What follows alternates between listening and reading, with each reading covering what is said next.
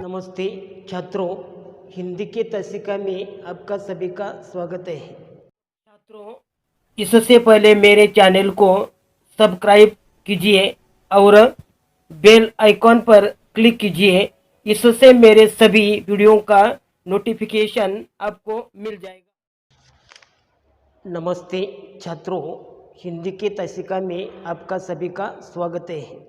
आप पाठ नंबर 8 का अध्ययन कर रहे हैं। पाठ का शीर्षक है तत्सत्य। लेखक जैनेन्द्र कुमार जी ने यह पाठ लिखा है और इस कहानी के माध्यम से लेखक ने बताया कि तत्सत्य, तत्सत्य यानी अर्थात वही सत्य है।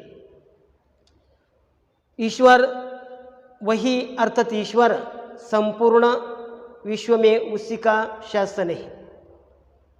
प्रकृति परमात्मा की अद्भुत और अनुपम देन है। नदी, पर्वत, वायु, वन और उपवन सहित कण कण में ईश्वर की सत्ता व्याप्त है। हमारे तन मन पर भी उसी का शासन है। उससे बाहर कुछ भी नहीं। ईश्वर का वास हर कण में है।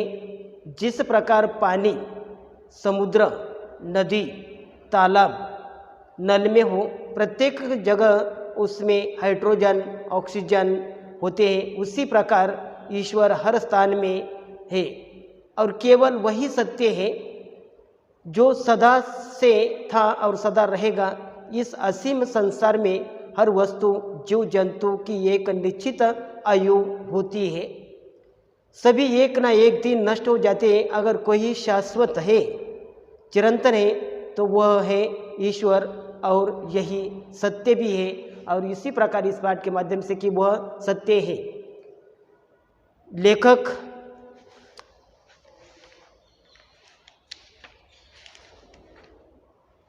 जैनेन्द्र कुमार जी ने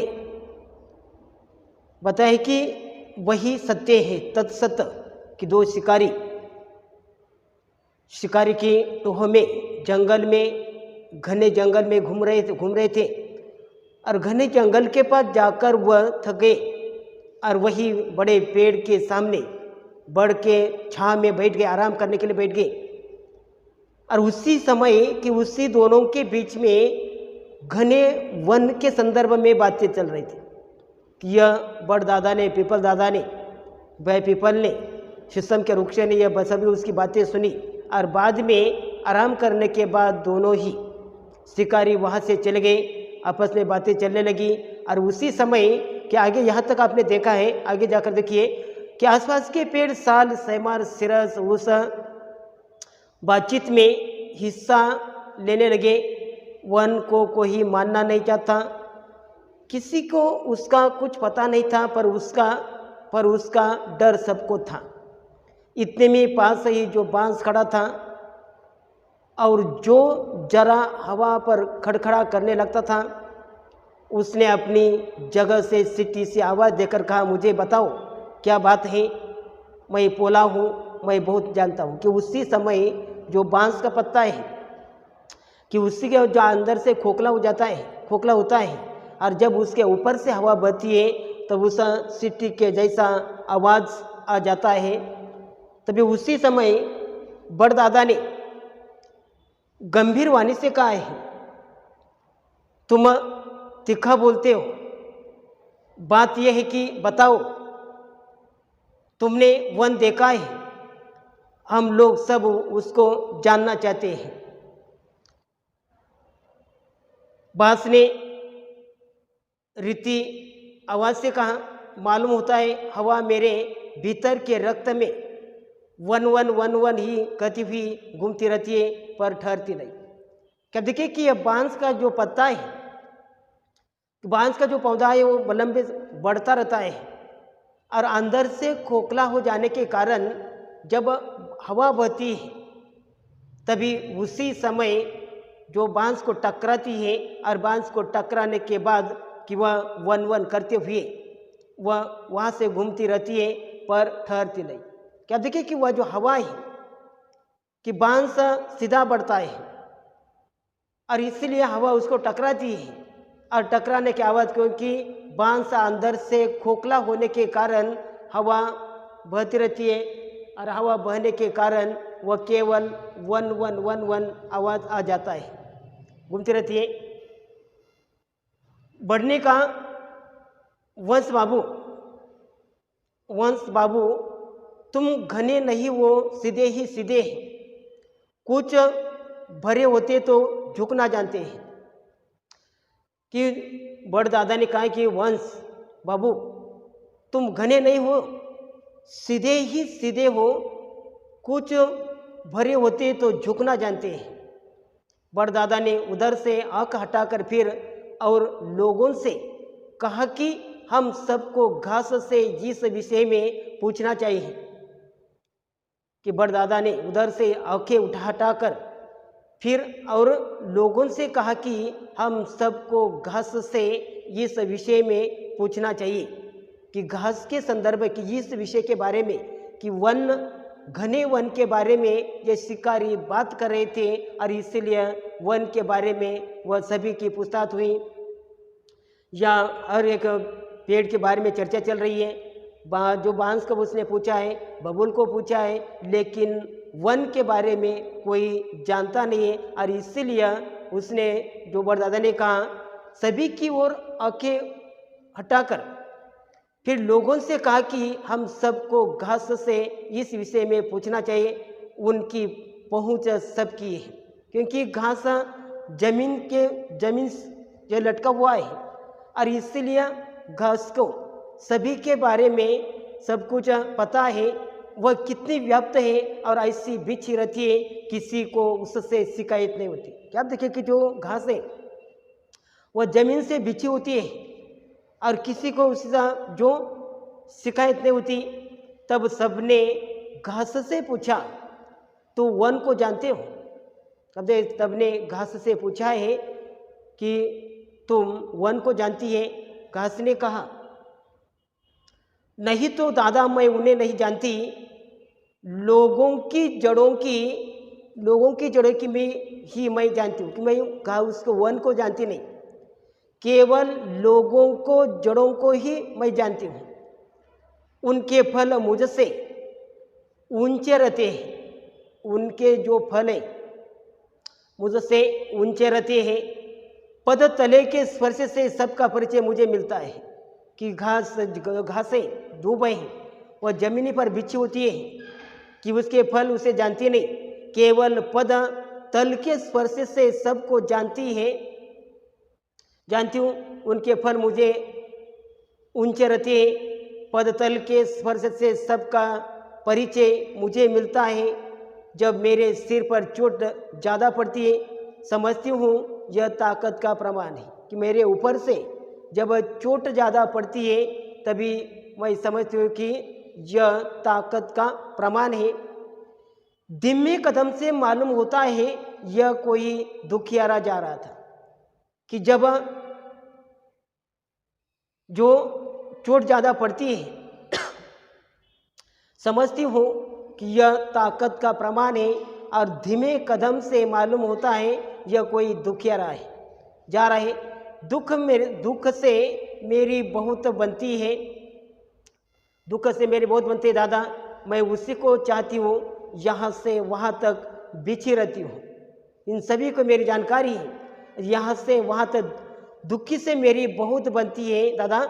मैं उसी को चाहती हूँ, यहाँ से वहाँ तक बिछी रहती हूँ। सभी कुछ पर मेरे ऊपर से निकलता है, पर वन को मैंने अलग करके कभी नहीं पहचाना। क्या आज तक सभी को मैंने पहचाना है? सभी मेरे ऊपर से चले जाते हैं, लेकिन वन को आज तक कभी अलग करके कभी नहीं पहचाना। दादा ने कहा, तुम कुछ नहीं बतला सकती? घास ने कहा, मैं बेचारी को क्या बतला सकती हूँ दादा। तब बड़ी कठिनाई हुई। बुद्धिमती घास ने जवाब दे दिया वाग्मी वंश बाबू भी कुछ न बता सके और बड़ दादा स्वयं अत्यंत जिज्ञासु थे। जिज्ञासु यानी जानने वाला। कि तब बड़ी कठिनाई महसूस हुई। बुद्धिमती घास ने भी जवाब दिया वाग्मी वंश बाबू भी कुछ नहीं बता सकते, कि जो बांस को भी मालूम नहीं है, घास को भी पता नहीं है वन क्या है, पेड़ पौधों को भी मालूम नहीं है जो वन क्या है, प्राणियों को भी मालूम नहीं, पशुओं को भी मालूम नहीं है वन क्या है।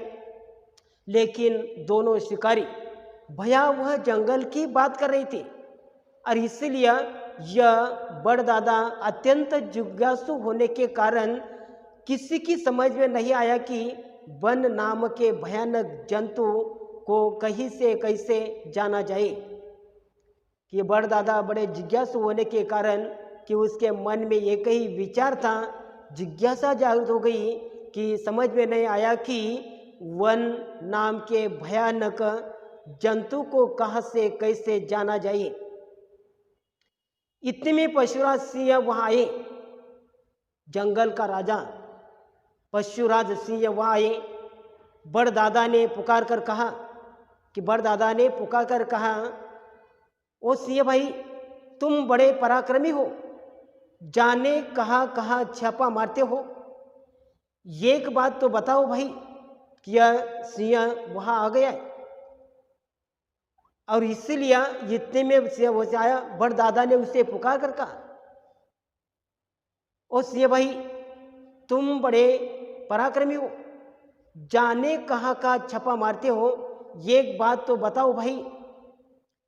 शेर ने पानी पीकर गर्व से ऊपर देखा, दहाड़ कर कहा, कहो क्या कहते हो। कि पानी पीने के बाद दहाड़ आवाज भरी होते हुए दहाड़ करके क्या फिगर गर्व से ऊपर को देखा और दहाड़ कर कहा, कहो क्या कहते हो। बड़दादा ने कहा, हमने सुना है कि कोई वन होता है। तभी वह दहाड़ कर कहा, गर्व से कहा, कहो क्या कहते हो। तब बड़दादा ने कहा, हमने सुना है कि कोई वन होता है जो यहाँ आसपास है। कि बड़दादा ने कहा कि हमने सुना है कि कोई वन होता है जो यहाँ आसपास है और बड़ा भयानक है। हम तो समझते थे कि तुम सबको जीत चुके हो, उस वन से कभी तुम्हारा मुकाबला हुआ है कि तुमने सभी को जीत लिया है। हम समझते थे कि तुम सबको जीत चुके हो, उस वन को कभी तुम्हारा मुकाबला हुआ, बताओ वह कैसा होता है। शेर ने दहाड़ कर कहा, लाओ सामने वो वन जो अभी मैं उसे फाड़ चिर कर न रखूं, मेरे सामने भला क्या हो सकता है। कि उसी समय गर्व से कहा, शेर ने दहाड़ भरकर कहा, आवाज दिया, लाओ सामने वह वन जो कभी अभी मैं उसे फाड़ चिर कर न रख दूं, मेरे सामने भला वह क्या हो सकता है। बड़दादा ने कहा, तो वन से कभी तुम्हारा सामना हुआ है। तो वन से कभी तुम्हारा सामना हुआ है। शेर ने कहा, सामना होता तो क्या वह जीता बच सकता था। मैं अभी दहाड़ देता हूं, वो अगर वन तो आए, वह सामने खुली चुनौती है। कि उसे कहा कि शेर ने कहा कि सामना होता तो क्या वह जीता बच सकता था। मैं अभी दहाड़ देता हूँ, वह अगर वन तो आए, वह सामने खुली चुनौती है, या वह यह या मैं हूँ, या वह है या मैं हूँ। ऐसा कहकर उस वीर सिंह ने वह धूमूल घोर गर्जन किया कि दिशाएं कांपने लगी। बड़दादा के देह में पत्र खड़खड़ खड़खड़ करने लगे। उनके शरीर का कोटरों में वास करते हुए शावक ची ची कर उठे, चहुवर जैसे अंतक भर गया, पर वह गर्जना गूंज बनकर रह गई। हुंकार का उत्तर कोई नहीं आया। सिंह ने उस समय गर्व से कहा कि तुमने यह कैसे जाना कि कोई वन है और वह आसपास रहता है। आप सब निर्भर रहिए कि वन कोई नहीं है, कहीं नहीं है, मैं हूँ। तब किसी और का खटका आपको नहीं रखना चाहिए। कि उसी प्रकार सिंह ने आवाज़ करते हुए शेर ने कहा, सामना होता हो वह क्या जीत बच सकता था, और इसीलिए दहाड़ भर दी। वो अगर वन तो आए सामने, खुली चुनौती उसने दे दी, या वह है या मैं हूँ, ऐसा कहकर उससे वीर सिंह ने यह धूमूल घोर गर्जना किया था, जो किया कि दिशाएं कांपने लगी। बरदादा के देह के जो पत्र हैं खड़खड़ खड़खड़ करने लगे। उनके शरीर के कोटरों में से वास करते हुए शावक बच्चे ची ची कर उठे। चहुवर अंतक भर गया, पर वह गर्जना गूंज बनकर रह गई। हुंकार का उत्तर कोई नहीं आया। सिंह ने उस समय जो हुंकारों का उत्तर कोई नहीं, उस समय गर्व से कहा कि तुमने यहाँ कैसे जाना कि वन है और वह समय आसपास रहता है। आप निर्भर रहिए कि वन कोई नहीं है, कहीं नहीं है, मैं हूँ। तब किसी का और खटका आपको नहीं रहना चाहिए। और उसी प्रकार इस पाठ के माध्यम से लेखक ने वन के संदर्भ में समझाने की कोशिश की है। और ये सभी के बीच में चर्चा हो रही है, लेकिन वन नामक ऐसी कोई चीज़ अभी तक उसे मिला नहीं है। यह चीज़ वन नामक वो जो चीज़ है मिलती या नहीं, वो आगे के ताश में देखेंगे। धन्यवाद।